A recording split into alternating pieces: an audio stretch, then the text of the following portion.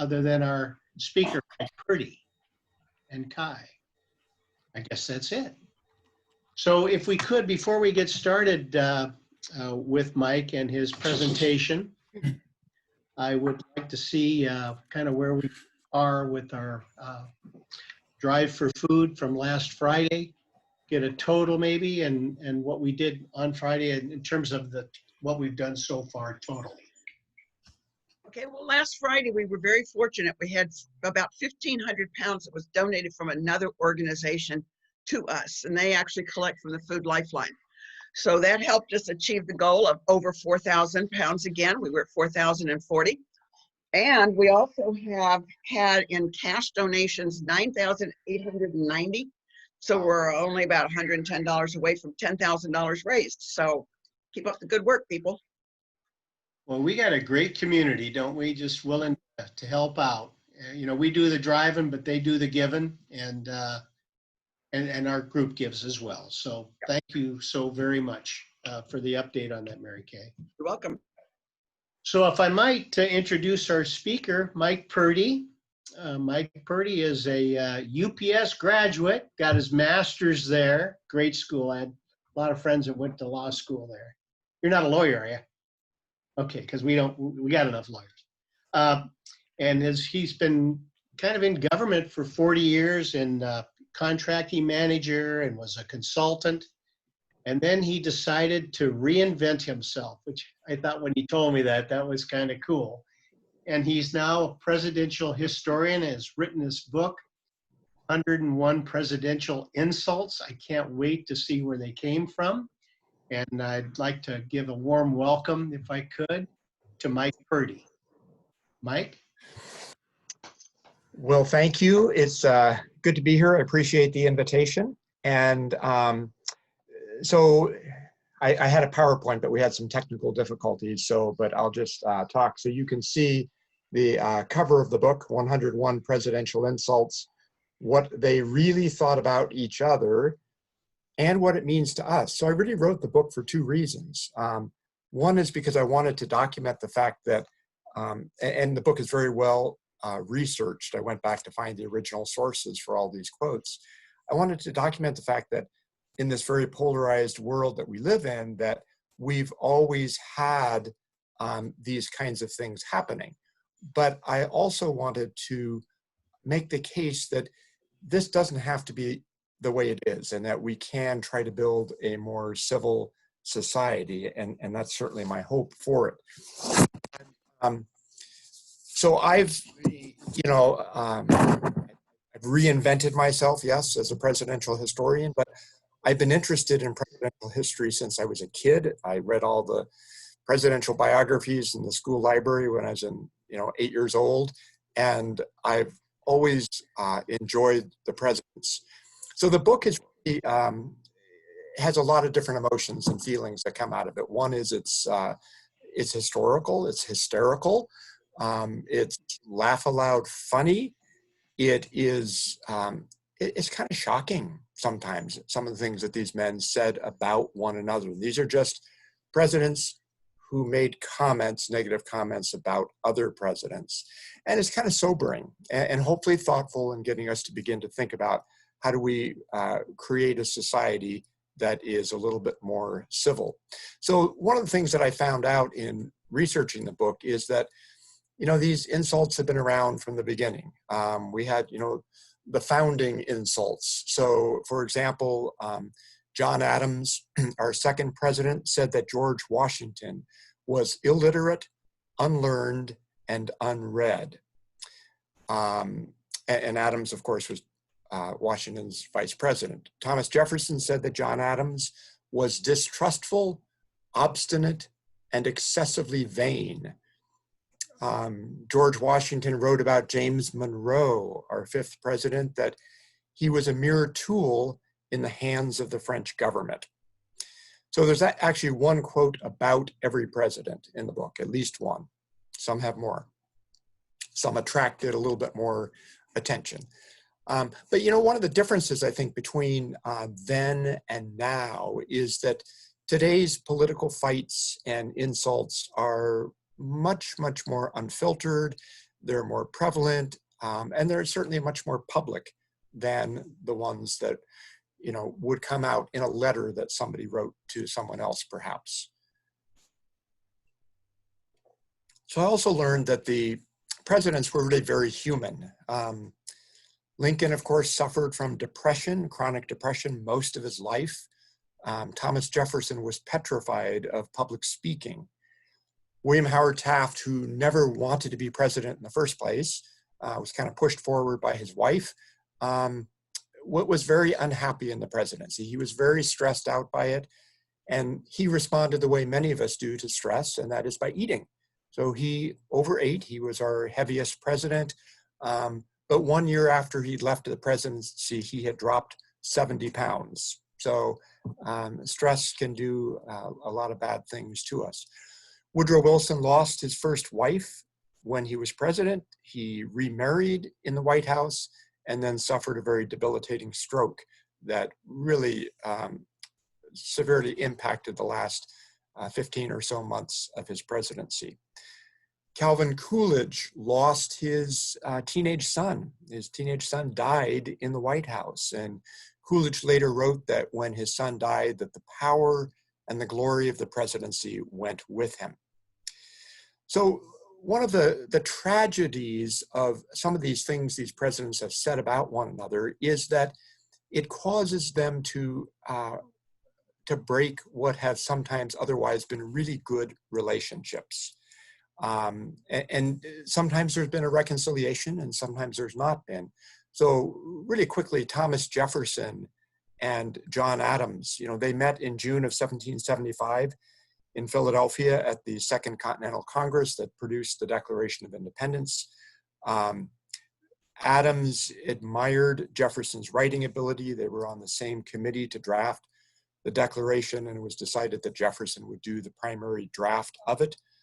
So they were friends, they were collaborators, they served together in Europe representing the United States, and then politics tore them apart.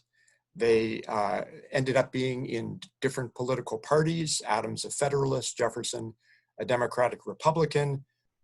Jefferson was actually Adams' vice president, which wouldn't happen today because of a change after that in the Constitution.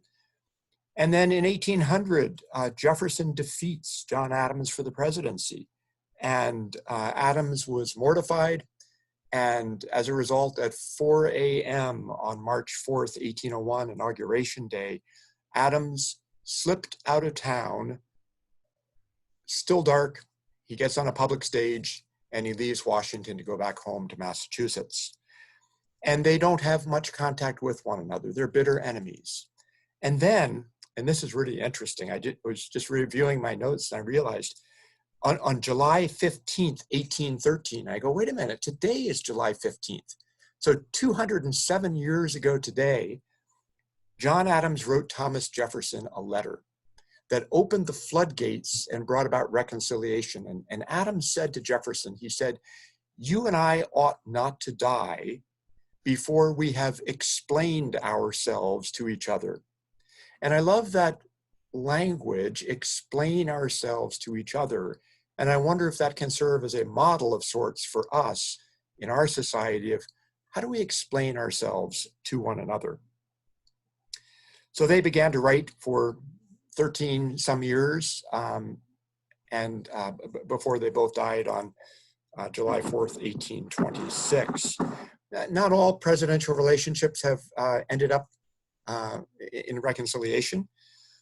So I want to think about civility in our polarizing times, in our days right now. And we definitely have a polarized society. So about a year ago, maybe I was on an Alaska Airlines flight and I was chatting with the flight attendant and I was saying, so how long have you been a flight attendant? And she said, 32 years. I said, wow, that's a long time. You must have seen a lot of changes. What are some of those changes? She said, the biggest change is in the last couple of years that people are getting meaner. They're getting meaner. And, you know, you've got the Senate, the United States Senate, where many one-time very good friends aren't even talking to each other anymore. We've got families and marriages that are being torn apart by political tension.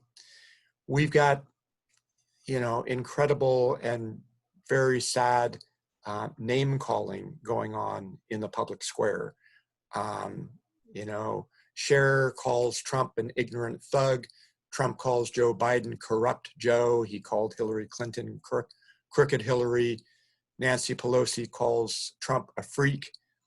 And whatever your politics are, and whatever you think about these people, I think we can agree that these 8th grade name taunts are not a way to model good behavior for our children, nor is it a good model for how do we manage, how do we govern as a society. So, in my book, in the introduction, I talk about some of these fractured relationships and the reconciliation, and I talk about the need for civility. So in 1989, George H.W. Bush was inaugurated, and in his inaugural address, he called for a kinder and gentler America. And, unfortunately, we've not become that. We've actually gone in the opposite direction, haven't we? But I often wonder, what would it look like if we were a kinder and gentler nation, that we could somehow agree on high-level values and principles and ideals, that we would not demonize the humanity or the patriotism of other people, that we would have, vigorous conversations, dialogues, debates about the best policies to accomplish our collective goals. What things can we all agree upon? A couple of years ago, the Maine legislature, the state of Maine, did a shocking thing, and the president of the Senate there required that members sit next to members of the opposite political party. So he mixed the deck up as a way to begin to develop relationships. And relationships are so key. And the president of the Maine Senate wrote, "The people of Maine sent us here to solve a host of complex problems that interfere with their ability to lead happy, healthy, and successful lives by focusing on the values and goals that unite us." So the values and goals that unite us, we will be more likely to move the needle on critical issues. So, what is it that drives this, this viciousness in the public square, this lack of civility? I think there's a lot of factors. I think one is there's a lot of fear and anger out there about changes that are occurring in society, and I'm talking way before COVID-19. You've got jobs that are disappearing as technology changes how we live. There are people who look different than we look, who speak differently than we speak, who worship differently than we worship. And that causes people to be afraid. There's also this thing somehow where political party purity has somehow taken over pragmatism and, the common good, doing the best for the people. I think social media has contributed to this lack of civility, where everybody has the opportunity to create their own truth, their own version of reality. And so we've got this breakdown occurring in society. And we have people who are not willing to engage in relationships with those who are different than they are, and to try to understand what are their hopes and what are their fears. I think it's interesting that years ago, before Congress basically was in Washington, D.C. the whole time, and very rarely did they, go back to their districts or their state. Congress only meets 3 or 4 days a week now, and then they're back to their district or their state. And a lot of times their families now are living in their district or in their state. So the families don't know one another. And you don't begin to see people as people, you begin to see them as a political adversary. And so I think that is a contributing factor. So interestingly, I have a friend who's also a UPS grad who has started a philanthropic foundation, and he wants to remain anonymous, but he read my book and was very impressed with the call for civility and said, this is the message that we need to hear. So he has purchased a book for every member of Congress, House and Senate, and all 50 governors. And I've written a letter to go along with it, and he's going to do the logistics of mailing that out. And with the hope that maybe we might get some people to begin to think more carefully and maybe to move the needle a little bit further. So the book is structured by, I've got this introduction. I've got quotes. There's examples of, there's lots of stories in there. I researched it very carefully so that I, where possible, have the date that it occurred and what the context was as well. There's also a glossary that tries to help us understand what some of the words are that we don't use every day. Byzantine logothete. I don't remember last time we've used that. So this is something that Theodore Roosevelt said about Woodrow Wilson. He was a Byzantine logothete. And then at the end, there's an alphabetical, an abbreviated list of the quotations. And I'll just read a few of them real quickly. Autocratic backbone of an angleworm, barbarian, barefaced liar, bewildered, bigoted partisan, bozo, brute with women, bungalow mine, calculating bastard, clownish coarse, and the list goes on.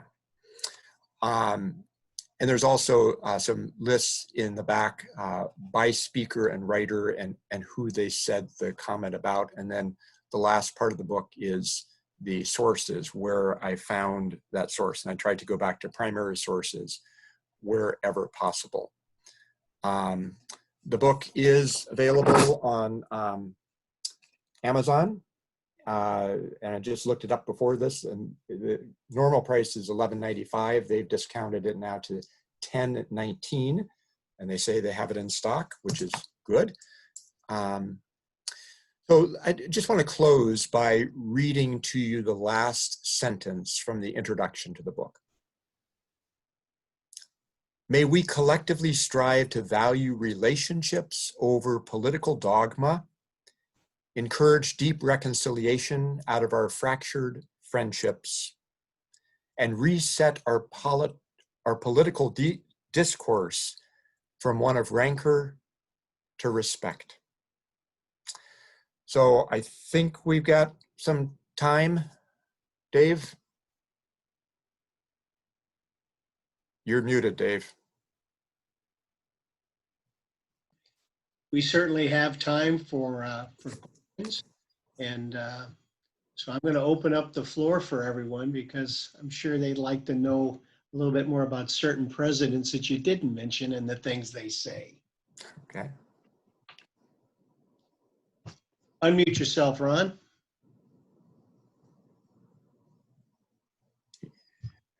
Okay, I just had a curious question here. Why does your book show a picture of our president with Hitler's mustache? What's that about? Doesn't that Why does it show what? show a picture of That's his our mouth. president with Hitler's mustache? It looks like, or is his mouth just open? You mean Trump? Yeah. No, I don't see a mustache there. Well, I guess it's just a mouth open. Anyway. Yeah, that's the mouth open. Okay. That's a good quiz. Can you identify all the other presidents there? Well, probably. It's been around long enough. Yes. I'll probably get on that page.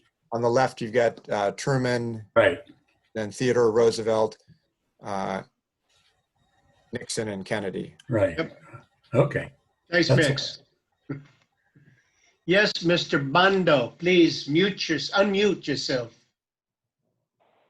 I just wonder if we've ever had a president who is as bombastic as Donald Trump. No. You'd have to go back all the way to 1912. Before Donald Trump, Theodore Roosevelt would win the prize. Theodore Roosevelt said quite a few things about other presidents. The 1912 campaign was pretty vicious, but those are really pretty mild compared to what we see right now. See if I can give you a couple of I was going to ask you to give me a couple Teddy Roosevelts because I know he was a fireball. yeah. Let me just kind of skim through and tell you a couple of Teddy Roosevelt. So Teddy Roosevelt said about Woodrow Wilson, he was an utterly selfish, utterly insincere hypocrite. He said that Woodrow Wilson, he didn't like Wilson, the lily-livered skunk in the White House. It was of Wilson that the Byzantine logothete came in. His elocution is that of a Byzantine logothete, and Byzantine logothetes were not men of action. They were just administrators. Theodore Roosevelt said that William Howard Taft was a puzzle wit. He said that, I love this one, he said that William McKinley, no more backbone than a chocolate eclair. Also, McKinley, his weakness and vacillation are ever more ludicrous than painful. He called Benjamin Harrison, who appointed him to the Civil Service Commission, the little runt of a president. And then also of Benjamin Harrison, and I'll end with this one. Damn the president. He is a cold-blooded, narrow-minded, prejudiced, obstinate, timid, old psalm-singing Indianapolis politician. So he could string things together quite well. Yes, so Tom Betts, you have a question.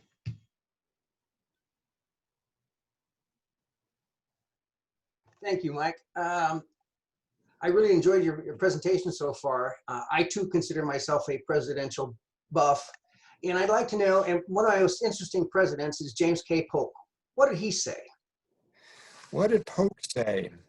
Polk had a good one, if I recall, about Abraham Lincoln. If I can find that one.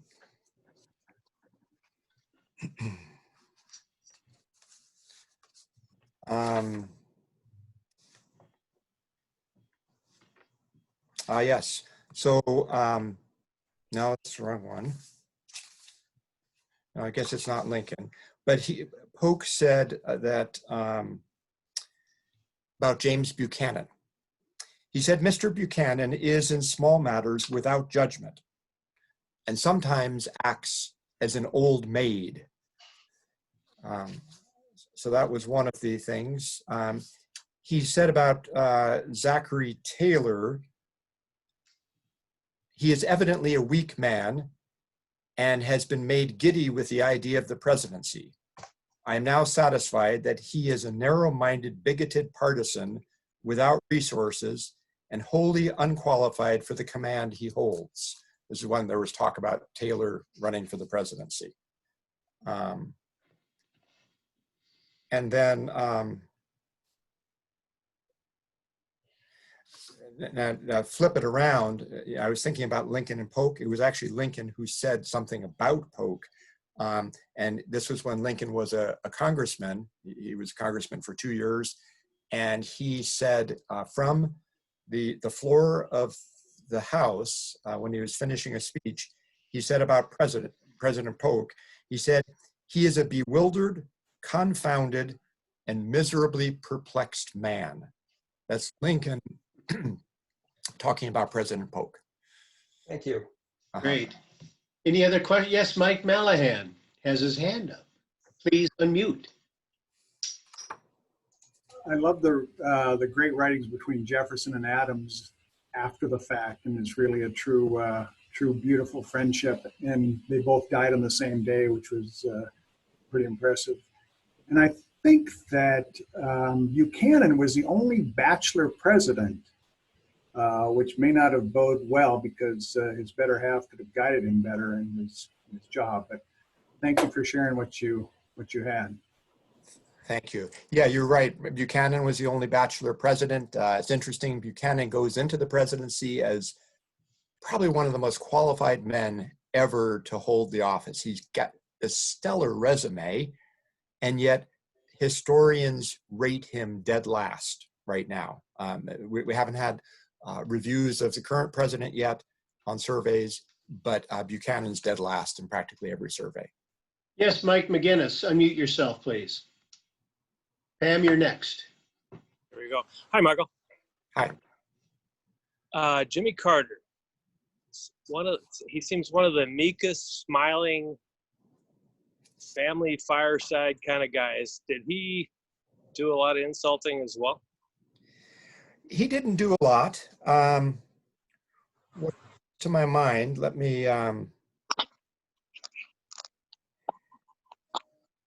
give you just a couple. So Carter, as Georgia governor, speaks about Richard Nixon as former president.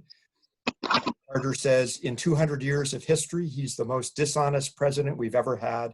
I think he's disgraced the presidency. I'm a longtime Nixon hater from way back.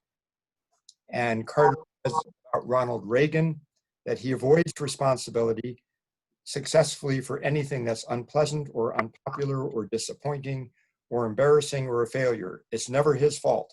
It's always the fault of his cabinet members or Congress, his predecessor in the White House, or some foreigner. Never his fault. That's Carter about Reagan. Okay. Pam? Thank you. Actually, that was the president I wanted to hear about was, did Reagan have anything to say? Did Reagan have things to say? He called Jimmy Carter a little schmuck. He's not even Jewish. He called him a little schmuck.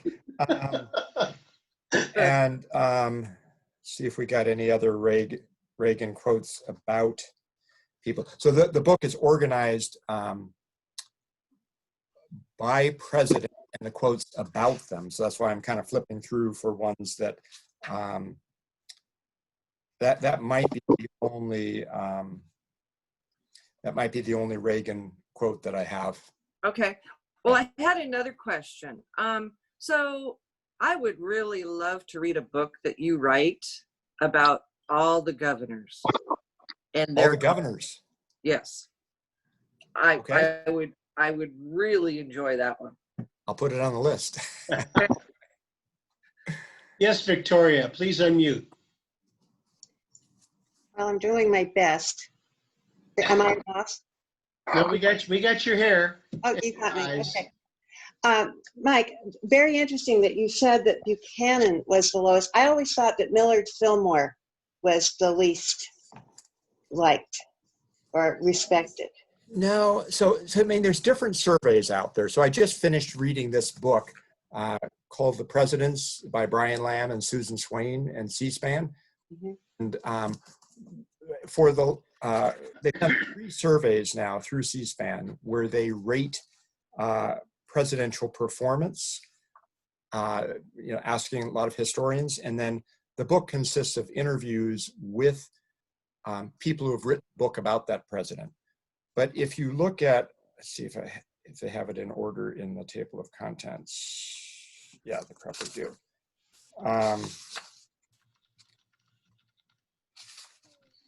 So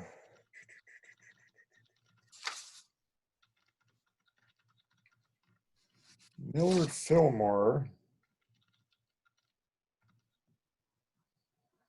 was he even rated? There we go. So you remember, doesn't deal with Trump. Right. We have had, leaving Trump aside, we have had 43 presidents, 43 men, because we count Grover Cleveland twice because he served a non-consecutive term. So we're rating 43 people, okay? And in the C-SPAN survey, Millard Fillmore is number 37 out of 43. So it goes at the bottom end. I'll just read you the bottom end from 34 on. 34 is Martin Van Buren.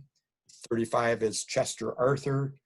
36 is Herbert Hoover. 37, Millard Fillmore. 38, William Henry Harrison, only 1 month in office. 39, John Tyler. 40, Warren Harding. 41, Franklin Pierce. 42, Andrew Johnson. And 43, James Buchanan. Well, I want to thank you, Mike. That's really fun. The reason I asked you is my grandmother, Fillmore, always said, oh, we were related to the president. And wasn't he wonderful? And I thought, reading history, he wasn't so good. Thank you so He much. was not. You're welcome. Thank you very much, Mike. Really, really appreciate your coming on Zoom and giving us a presentation. So let's get. You're very welcome.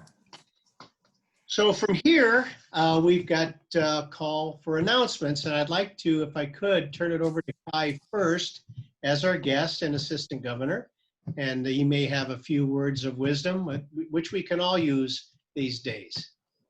Words of wisdom. I'm not sure I have those, but I do appreciate being able to attend.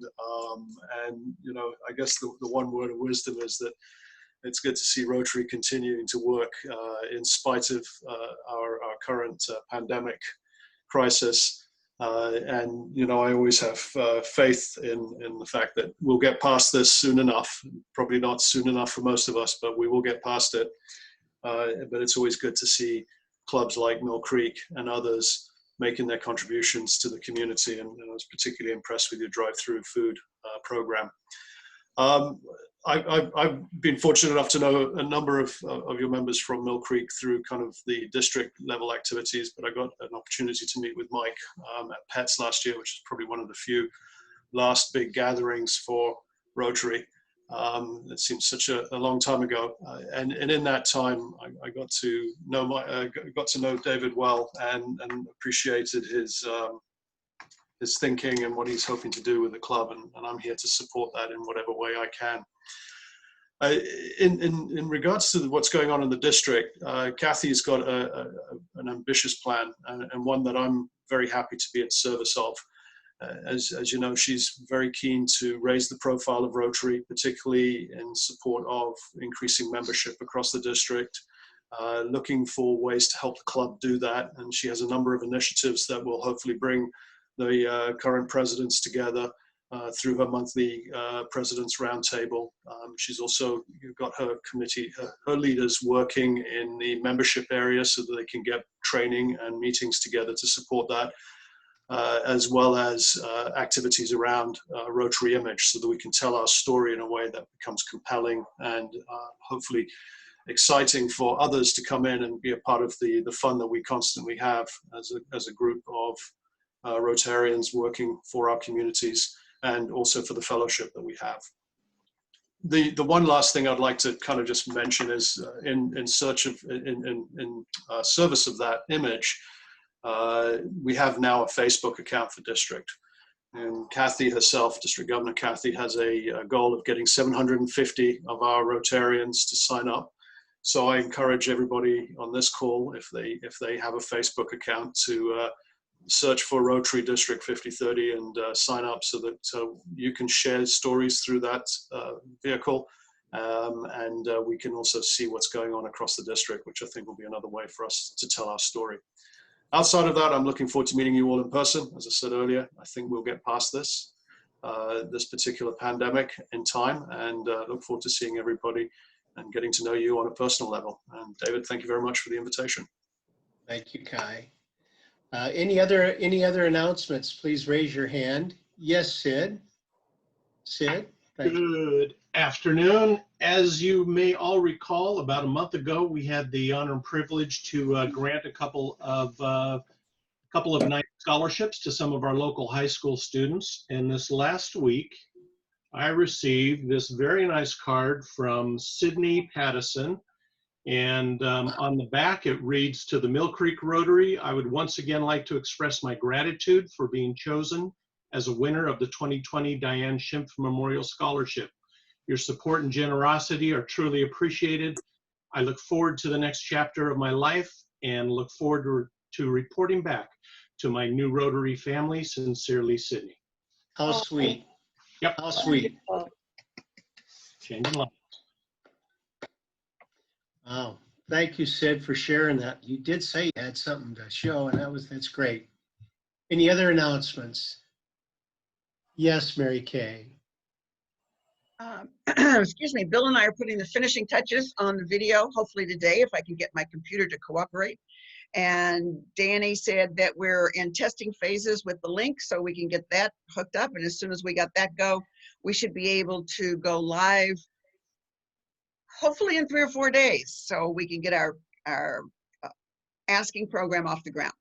Terrific. Thank you very much, Mary Kay, for your hard work and your technical assistance, Bill. Appreciate it. Who else we got? Maria, did you want to say something? Yeah, I did. Yes. So we are going to plan the next social at the end of August, and it will be outside on Scott's property with a food truck. So everybody look forward to that. Does anybody have any plans of going on vacation at the end of August? Actually leaving that I need to know about? I do. I will be taking that Saturday off and going over to Lake Chelan. I'll be gone for a week. So that's through the Labor Day week. Right. It won't be Labor Day weekend. It will What's be the date? What's the Saturday? I'm going to coordinate that with Scott, but it will be the weekend before Labor Day. Labor Day weekend is the 29th, 30th, 31st, correct? So yeah, it won't be, it won't be. All right. Anything else? By the way, yes, Mike. I have a big white ice chest I could fill with ice if Maria wants to bring beer, personal beers for each person for the food truck. And that would be wonderful, but my thoughts on that one is to have everybody BYOB just because we can keep less hands and things like that. Okay, all right. We certainly don't have any problem paying for that kind of stuff, but just because of this atmosphere, we can have the food truck definitely take care of the food. They know how to stay clean, sterile, and deal with this COVID. But once we start bringing in things like that in one place, yeah. Mike, if that's the chest for you, you just load that baby up and you drink like crazy. We'll give you a ride home. Anything else? I've got just a couple quick things. I received a email from Stephanie, who we haven't seen in quite a while, but she sent me an email about being involved with a upcoming blood drive. And she'd asked if we would like to be a part of it. And I asked her if she'd like I haven't seen it in quite a while. If I would like to have her maybe champion it. And I haven't heard back yet, but I think that probably is 40 or 45 days out. So I'll kind of keep you posted on that because they're in real need of blood, as you can imagine. Also, we're going to be sending out a questionnaire, and we're going to ask for everyone within our 48 people in our club to be on at least one committee. We've got a lot of people that haven't been involved in committees that we need to reach out to and get them on committees to get everybody engaged together and getting more participation, from our group. So that'll be coming out in the next few days, and hopefully we get more responses than we got on the other questionnaire, which was about how the club was doing. But thank you, everyone that has filled that out. Anything else? Yes, Labor Day happens to be September 7th, so that is very late this year. Thank you. Yes, Mike. Just as a side note, anybody that's traveled to Guatemala in the past year cannot donate blood. I got turned away. My blood's no good. So Sid and Jeff, we're out. That's interesting. Actually, Yes, I've been able to donate blood. I did have to wait a year after we returned. Oh, but I'm sorry. You're right. I haven't been there for 2 years. So because Guatemala is a malaria-ridden area, they do exclude you from donating for a year. I would ask, maybe McElroy can answer this, or Kai. I believe Rotary currently has a relationship with Bloodworks Northwest. So you might just keep that in mind when kind of organizing something there. That's That is true. correct. I think Tom Betts. Don't we have the president of Bloodworks with the Seattle 4 Rotarian, right? Yeah, unmute, you can get, yeah, unmute yourself. So yes, so the connections there, past District Governor Alan Mary, he's kind of leading the charge when it comes to the Bloodworks donations. And this is something that we've done now for 2.5 years. There's actually an app that we can download. That's a Rotary app that kind of keeps track. And so blood is one of the things that during the COVID crisis, which is in right now, but the first 3 months, the 3 things that were identified from the district was food, was PPEs, and blood. And there is a blood shortage. And each pint you give, I think, saves 5 or 6 lives. So by you just donating some blood, you're saving a handful of lives. And so please consider it. Great, thank you. Yep. So I guess we can move on to Happy Bucks. So if I could get a raise of hands of those that would like to, yes, Mary Kay. That was the first one. I know. Well, because I'm really excited because I have booked a voiceover gig for tomorrow and it's been a long dry spell.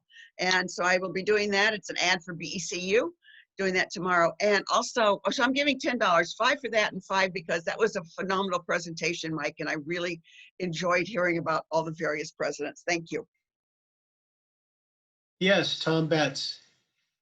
Yeah, I'm going to contribute $10 for our speaker today, Mike. That was an outstanding presentation, and I've already ordered your book. Okay. Yes, Mike Mallahan. I want to give $10. I'm going to give $20. Mike Purdy, thank you for your presentation. I, in fact, also ordered 3 books for my brothers. We give each other insults, but they're loving insults. But they're all historian fans. Also, $10 is towards the food drive that Mary Kay and Victoria have organized and done a great job in keeping that going, and hope that we can be of continued service to our community. So $20 all in. Thank you, Mike. Dave Gunter, your hand was raised. If you'd unmute yourself. There we go. Yeah, first, before I do it, a question. Now that Frank is no longer pres, am I still Venmoing my Happy Bucks to him or it or? Yes. To what? Yes, to sending it to Frank, I think. Sid? PayPal. PayPal, Mill Creek Rotary Foundation. Yeah, sorry, we have not changed the methods for donating, so you can still, until Frank says otherwise, you can, if you are committed to Venmo, you can go through him. If you are PayPal capable, you can donate to Mill Creek Rotary at Frontier.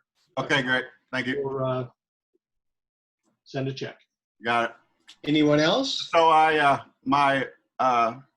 just want to thank Mike. Thanks for coming and joining us today for your presentation. And thanks also again to Vicki and Mary Kay and everybody who volunteers to help out with the food drive. And just thank you for our club and all the work we do. That's it, $5. Great. Yes, Victoria. I would like to give $10. Mike Purdy, what a wonderful, and I can't wait to order your book. I'll do it as soon as we get off because that is just so excellent. Look forward to reading it. And thank you for your great presentation. And the other $5 is for our president, David Minks. And we love you and look forward to having a wonderful year with you. Thank you, Dave. You just made my day. Good. Yes, Mike McGinnis. Please unmute yourself. There we go. Yeah, and I applaud Mike Purdy for an excellent presentation. Look forward to reading the book. I think it'll be a lot of fun. Shows a lot of perspective of where our presidents come from and their personalities. Also, I'll applaud Dave you're doing a great job at presidency. I just, it's a tough job, and you're doing a great job already, so it's fantastic. And I'm up here in beautiful Leavenworth right now. It's beautiful and sunny, and I'm just about ready to stain a new garage / residential building that we're working on. So it's a lot of fun. So there's my $5. Thank you, Mike, very much. Appreciate it. Yes, Rick Farrell. Well, it's great to see everybody at least once a week, see all your smiling faces and stuff. I enjoyed Mike's presentation today. I'll probably go out and pick up a book as well. And Dave Minks, looked like you've been out in the sun or something. You're pretty red today. Yeah, I'm trying to get a little bit of a tan, so I've been under the tanning lamp. I'm kidding. Got $5. Thank you, Rick. I appreciate it. Well, I'd like to give $10 if I could. I'd like to give $5 to Mike for taking time out of his day to talk to some great Rotarians, and $5 for our club.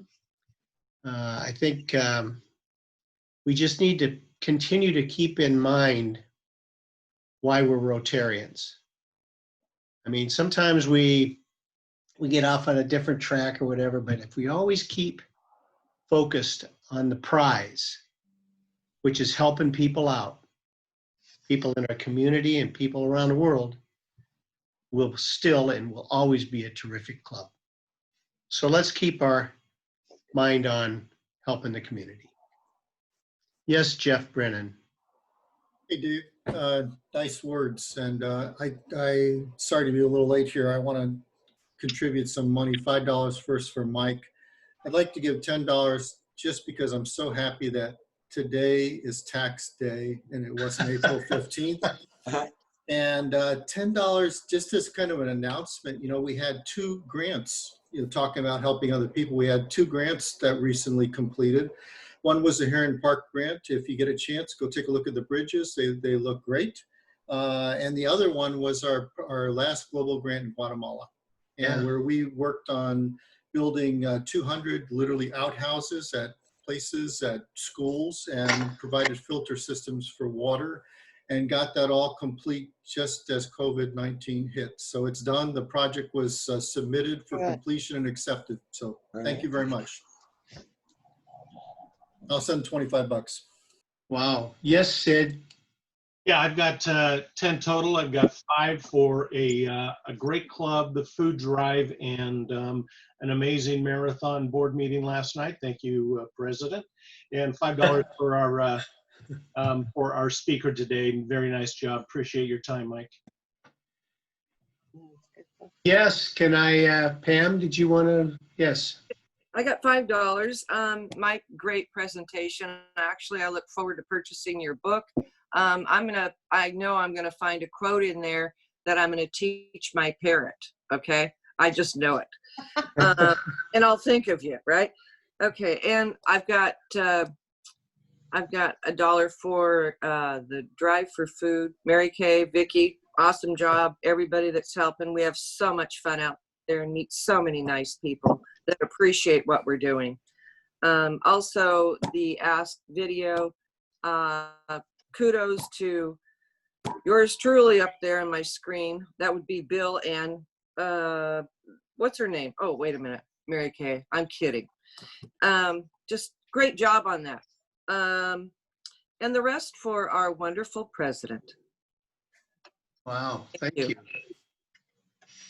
Well, you guys made my day today. See ya. Nope, can't leave. Got to do the 4-way test. Who else wanted to say something? Did I get everybody? Well, Bill. Oh, Cliff? Yes. Hello. Did you want to say something? Yes, I wanted to make sure that I donate my $10 too for a great club. Got an opportunity to interact briefly with the food collection on Friday, and that was quite a kick in the pants. So can't wait to get more involved with that. So that's it. $10 from Cliff. Thank you. We love having you being involved. Thanks, Cliff. So the 4-way test. Let's get started. Of the things we think, say, and do, is it the truth? Is it fair to all concerned? Will it build goodwill and better friendships? Will it be beneficial to all concerned? And I adjourn the meeting. Thank you, everyone. Bye. Bye. Bye. Bye. Bye. And I'll talk to you shortly.